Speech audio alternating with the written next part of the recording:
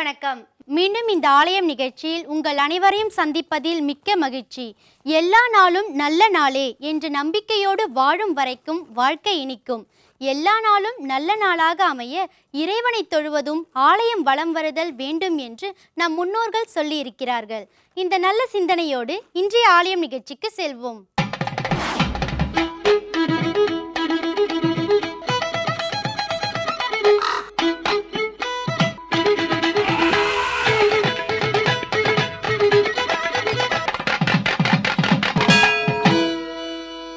சென்னை தமிழகத்தின் தலைநகர். இங்கே ஏராளமான கோவில்கள் இருந்தாலும் அவற்றில் முக்கிய தலங்களில் ஒன்றாக சென்னை சிந்தாதிரிப்பேட்டையில் அமைந்துள்ள அருள்மிகு ஆதிபுரீஸ்வரர் ஆலயம் விளங்குகிறது. இந்த பழமையான திருக்கோயிலையே இன்றைய ஆலயம் நிகழ்ச்சியில் நாம் காண இருக்கிறோம்.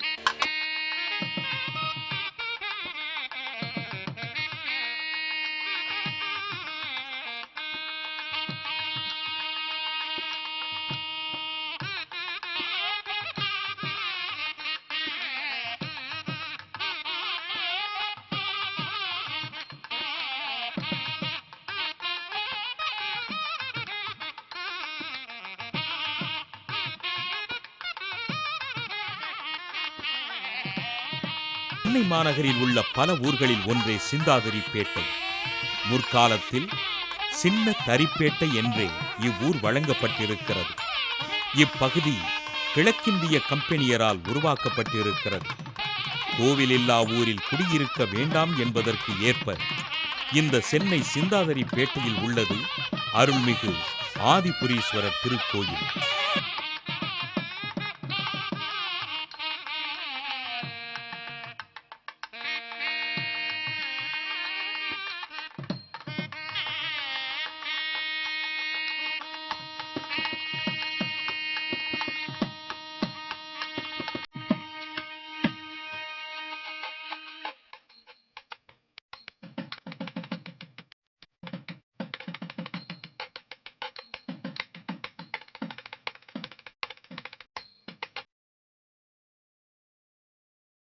சென்னையில் உள்ள திருக்கோயில்களில் இந்த ஆதிபுரீஸ்வரர் திருக்கோயில் சற்றேறக்குறைய 800 ஆண்டுகள் பழமையானது.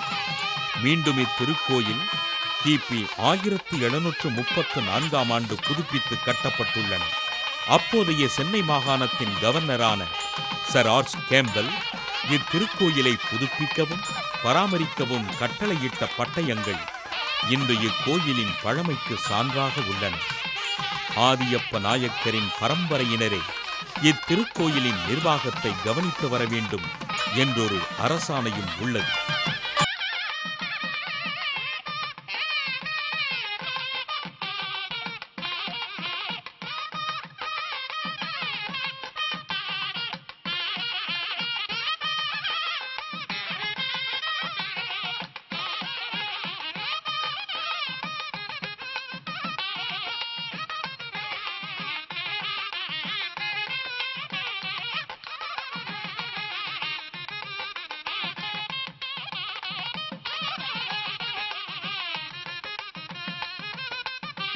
சென்னையில் இதுதான் ஆதிக்கோயில் என்பதற்கு சான்றுகள் இல்லை. ஆதியப்ப நாயக்கரின் பரம்பரையினரே கோவிலை பராமரித்துக் கொண்டதால் இவ்விடம் ஆதிபுரி என்றும், விநாயகர் ஆதி விநாயகர் என்றும், அம்மன் ஆதி பொன்னியம்மன் என்றும், இறைவன் ஆதிபுரீஸ்வரர் என்றும் வழங்கப்படுகிறது. ஆதிபுரீஸ்வரர் திருக்கோயிலின் எதிரே ஆதி விநாயகர் திருக்கோயில் உள்ளது. எந்த காரியத்தை தொடங்கினாலும் விநாயகரை வணங்கியே தொடங்க வேண்டும். அப்போதுதான் தொடங்கிய காரியங்கள் தடையின்றி நிறைவேறும். இதன் அடிப்படையிலேயே இங்கே ஆதி விநாயகர் ஆதிபுரீஸ்வரர் கோயிலுக்கு எதிரே மேற்கு திசையை நோக்கி அமர்ந்த நிலையில் அருள் புரிகிறார்.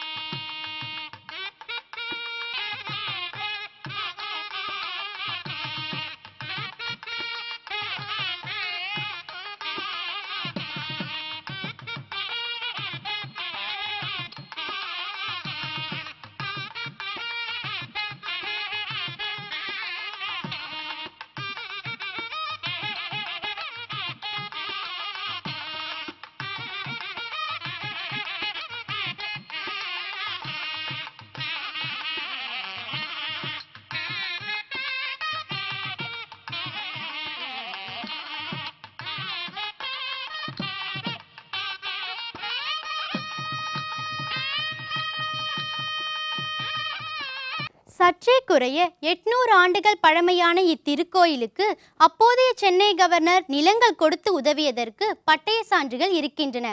மிக பழமையான இத்திருக்கோயிலுக்கு ஆண்டுதோறும் சித்திரை பெருவிழா சிறப்பாக நடைபெறுகிறது.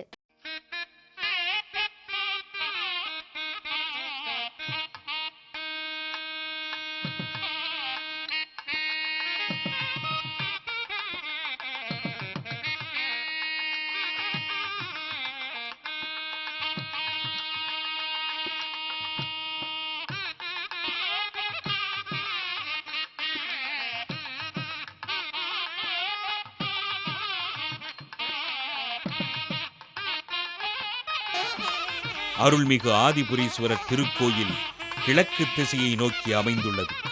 கோயிலின் முன்னே 16 கால் மண்டபம் உள்ளது. ஒவ்வொரு தூணும் ஒரே கல்லினால் செதுக்கப்பட்ட சுமார் 35 அடிகள் உயரம் கொண்ட தூண்களாகும். கோவிலுக்கு உள்ளே நுழைந்தால் கொடிமரம், பலிபீடம், நந்தி ஆகம விதிப்படி அமைந்துள்ளது.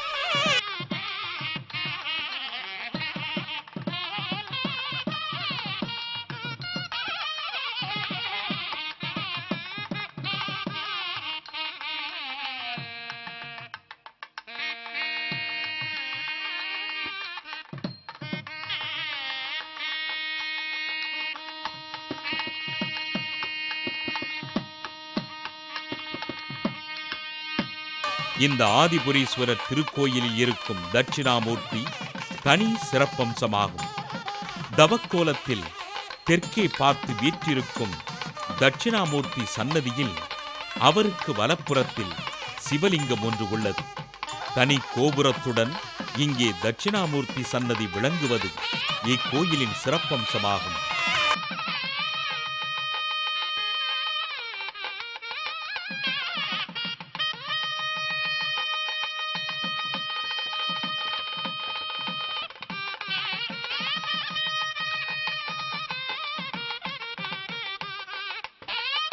இத்திருக்கோயிலின் இறைவனின் பெயர் ஆதிபுரீஸ்வரர், இறைவியின் பெயர் திரிபுர சுந்தரி.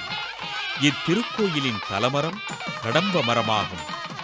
கருவறையில் கிழக்கு நோக்கி சிவலிங்க திருவுருவில் ஆதிபுரீஸ்வரர் கரும்பச்சை நிறத்தில் ஒளி வீசும் அழகுடன் திகழ்கிறார்.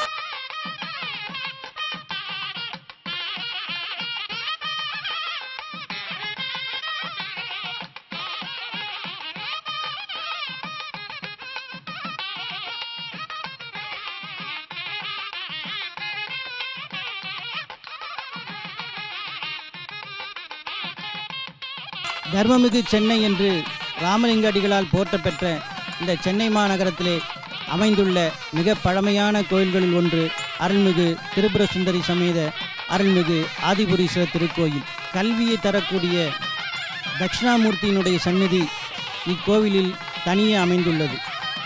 தமிழ் மாதத்தில் முதல் வியாழக்கிழமை அன்று தட்சிணாமூர்த்திக்கு சகஸ்நாமார்ச்சனை மாதந்தோறும் நடைபெற்று வருகிறது. இங்கு மாணவர்கள் கல்வியை வேண்டி தட்சிணாமூர்த்தியை ஒவ்வொரு வியாழக்கிழமை தோறும் பலமுறை சுற்றி கல்வி அருளை பெற்று வருகிறார்கள். செவ்வாய்க்கிழமை துர்க்கைக்கு ராகுகால பூஜை சிறப்பாக நடைபெற்று வருகிறது. அதேபோல வெள்ளிக்கிழமையும் ராகுகால பூஜை சிறப்பாக இங்கே நடைபெற்று வருகிறது. எல்லா கோயில்களிலும் அதிகார நந்தி உற்சவம் காலையிலே நடைபெறும். இங்கு மட்டும் இரவிலே நடைபெறுகின்றது. அது மட்டுமல்ல, இந்த அதிகார நந்தி வேறு எங்கும் இல்லாத அளவுக்கு மிக உயர்ந்ததாக அமைக்கப்பட்டுள்ளது.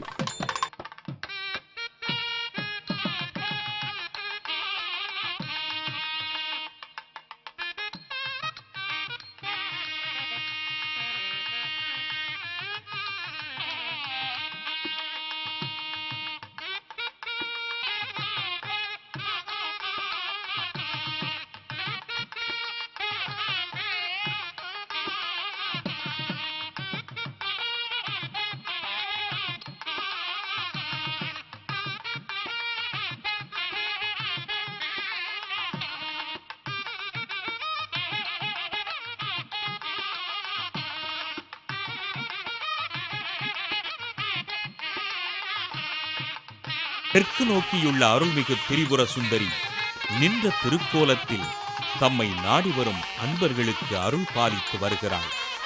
சுற்று பிரகாரத்தில் வள்ளி தெய்வானையுடன் சுப்பிரமணியர், லட்சுமி, சரஸ்வதி, நால்வர், நவக்கிரகங்கள், ஸ்ரீநாகம் அமைந்துள்ளனர். தண்டபாணி சன்னதிக்கும் ஆறுமுக சுவாமி சன்னதிக்கும் பக்கத்திலேயே நடராசர் சன்னதி உள்ளது. சென்னையில் இருக்கும் இந்த திரிபுர சுந்தரி உடனுரை ஆதிபுரீஸ்வரர் திருக்கோயிலை வலம் வந்து வணங்கினால் மண்ணில் நல்ல வண்ணம் வாழ்வோம் என்பது அடியவர்களின் நம்பிக்கை.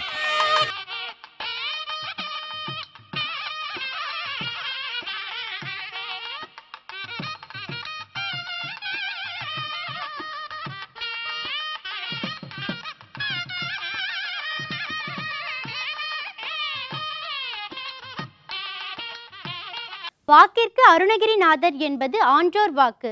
திருப்புகழின் ஒவ்வொரு சொல்லும் ஆற்றலாக, ஒவ்வொரு வரியும் இசையாக, ஒவ்வொரு பாடலும் ஒரு கருவூலமாக அமைந்திருக்கிறது. எல்லா புகழும் இறைவனுக்கே என்ற உண்மையின் அடிப்படையில் இறைவனின் புகழை பாடுவதே நல்லது. இதோ இன்றைய ஆலயம் நிகழ்ச்சியின் அடுத்த பகுதியாக வருகிறது திருப்புகழ். எல்லோரும் இன்புற்றிருக்க நினைப்பதுவே அல்லாமல் வேறொன்று அறியேன் பராபரமே.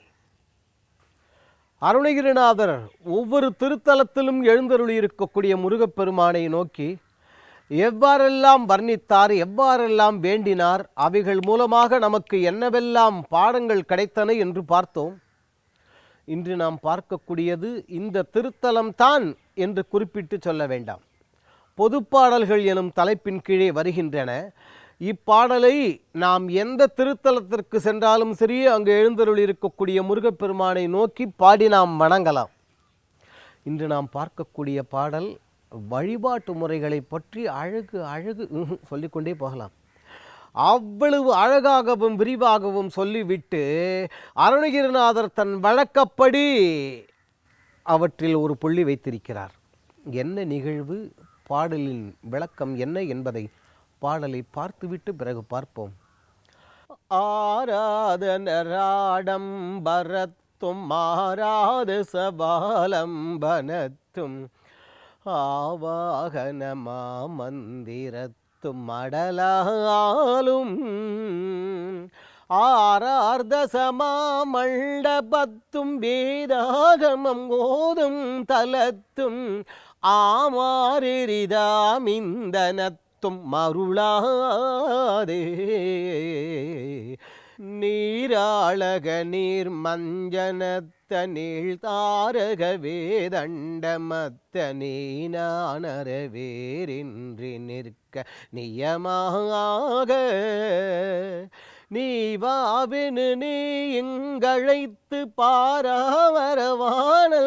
சித்தி நேரே பரமானந்த முக்தி தரவேணும் வீராகர சாமுண்டி சக்கர பாராகண பூதம் கழிக்க வேதாள சமூகம் பிழைக்க அமராடி வேதாமுறையோ எல்றற்ற ஆகாச கபாலம் பிளக்க வேதாமுறையோ எல்றற்ற ஆகாச கபாலம் பிளக்க வேர்மாமரமூலல் தரித்த வடவாலும் வாராகரமேழும் குடித்து வாராகரம் ஏழும் குடித்து மாசூரோடு போரம்பருத்து வாணாசன மேலும் துணித்த கதிர்வேல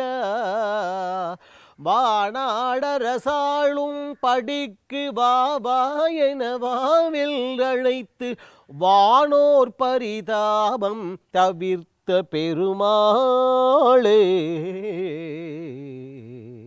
அருணகிரிநாதர் முருகப்பெருமானை எவ்வாறு அழைக்கின்றார் பாருங்கள்.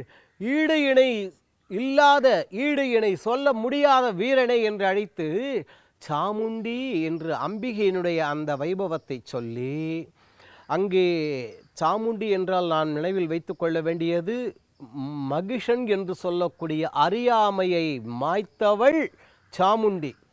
அந்த மகிஷனை இந்த சாமுண்டி சம்ஹாரம் செய்த இடத்தைத்தான் மகிஷூர் என்று சொல்லி கொண்டு வந்து பிற்பாடு அது மைசூர் என திரியலாயிற்று. அப்படிப்பட்ட அந்த அம்பிகை சாமுண்டியினுடைய அந்த பூத கணங்கள் எல்லாம் இருக்கின்றன அல்லவா, அவைகள் கழிக்கும்படியாக, அவளுடைய அந்த வேதாள சமூகங்கள் அவைகள் பிழைக்கும்படியாக, அப்பா அந்த சூரபத்மனை சம்ஹாரம் செய்தாயே முருகப்பெருமானே, அது மட்டுமா, பிரம்மதேவன் முறையோ என்று அலறினார். காரணம், சூரபத்மனுடைய ராஜசபையில் என்ன செய்வது, அவருக்கு அப்படிப்பட்ட வேலை. நாம் எல்லோரும் சொல்லுவோம், அது என்னவோ தெரியல, இந்த பலா போன சாமி எண்ணத்தில் இப்படி எழுதிருச்சு சொல்கிறோமா. ஏதாவது ஒன்று நாம் நினைத்தது நடந்து விட்டால்